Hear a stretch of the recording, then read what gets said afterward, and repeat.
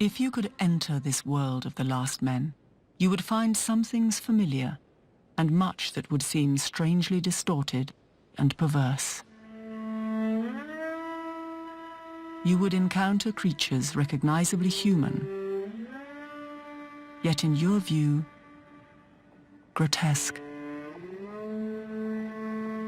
Humans, or creatures much like us, send a message from 2 billion years in the future explaining their impending demise and the extinction of all mankind. Instead of panic, a reflection of our species in our final days. And a message of finding truth in our present. There are only 3 elements in Johann Johannsson's film about the last words from our future. Black and white images of structures clearly man-made but alien in form. Narration precise in its language but poetic in its delivery.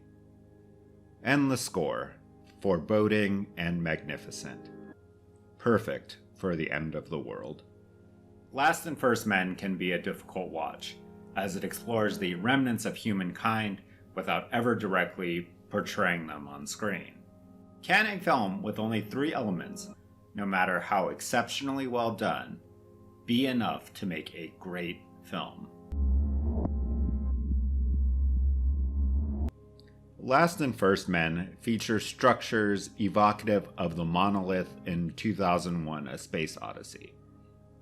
Man-made constructions removed from people and activity, abandoned and deserted. The structures are presented as places of ritual and communion, but we in our present understanding cannot fathom how people would interact with them. They're liminal spaces that we're left to scrutinize for an uncomfortably long time. Looking at them for prolonged periods can be exhilarating, as your mind discovers new patterns and textures within the brutalist architecture. For some, it'll be an exhausting experience, hoping something like a face will appear on screen to give us something to latch on to. I found myself in the former category, so often trying to make sense and assign purpose or intent to the things I was seeing. It was an exercise in resigning myself to experience instead of finding answers where there were none. That internal sensory struggle is something inherent to liminal spaces, a struggle between the rational and feeling mind. My frustration with wanting to see people on screen transformed into anxiety, fear, and finally peace. I later learned that Johannsson primarily filmed Yugoslav World War II monuments and memorials to capture the feeling of a colonized Neptune billions of years in the future. This choice is so important to the film. Instead of portraying artificial CGI creations, we can subconsciously feel the artistry and the artist behind these real sculptures that exist on Earth today. Experiencing the images outside of their intent displaces them from time, adding to the purgatorial feeling of the film.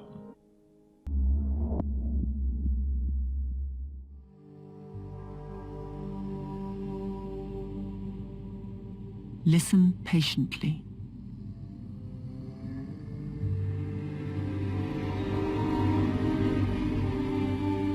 We, who are the last men, earnestly desire to communicate with you.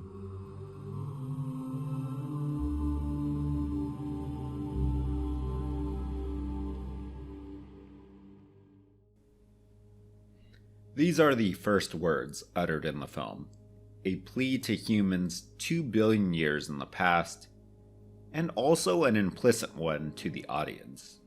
For 70 minutes, Tilda Swinton's disembodied voice gives a laconic retelling of the future of humankind, and it's coupled with a haunting score by Johansson himself.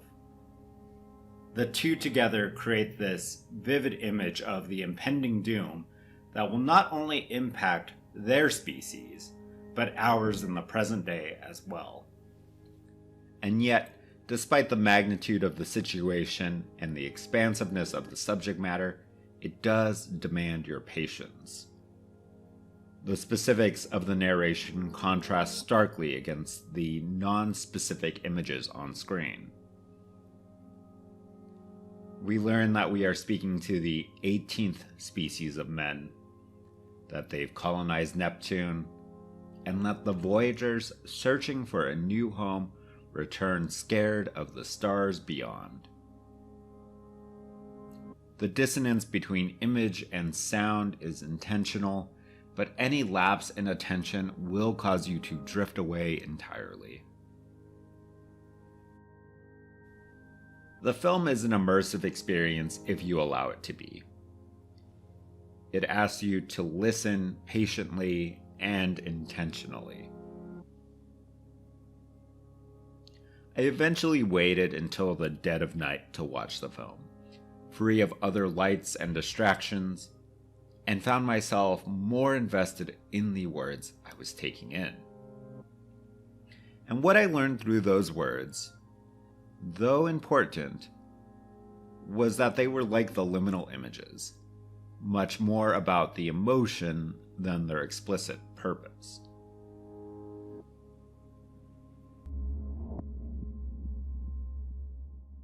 But what is it that we seek to contribute to the past?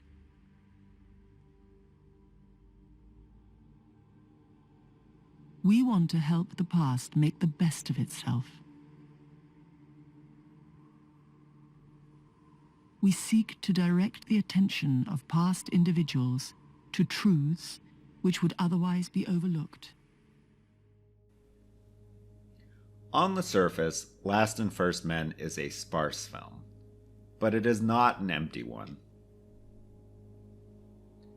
At the core of the film is a beautiful idea that a human species, so evolved from our own, would find solace in its predecessor, hopeful that it would have the capacity to learn and continue to pursue truth in its time. I couldn't help but compare it to Interstellar. In that film, Cooper theorizes that a future version of humanity has helped us continue our survival for their own sake. This film, by contrast, explores something less concrete. A species that has chosen to eulogize itself so that its predecessors can carry on in its future legacy.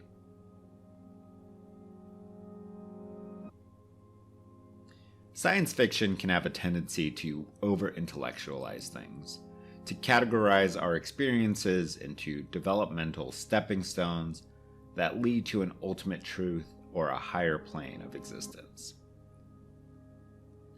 But I think Last and First Men wants us to reflect meaningfully upon the trajectory of our species, and how we flow along a natural course, no matter what our ego tells us. It is this flow that binds us to the past behind us and the future ahead of us. Our beginning and end lie in a small stretch of this cosmic river that will continue well beyond our time. If one listens patiently, they can hear beyond the words and hear that hum of the great river. Human existence has been less like a mountain torrent than a great sluggish river, seldom broken by rapids.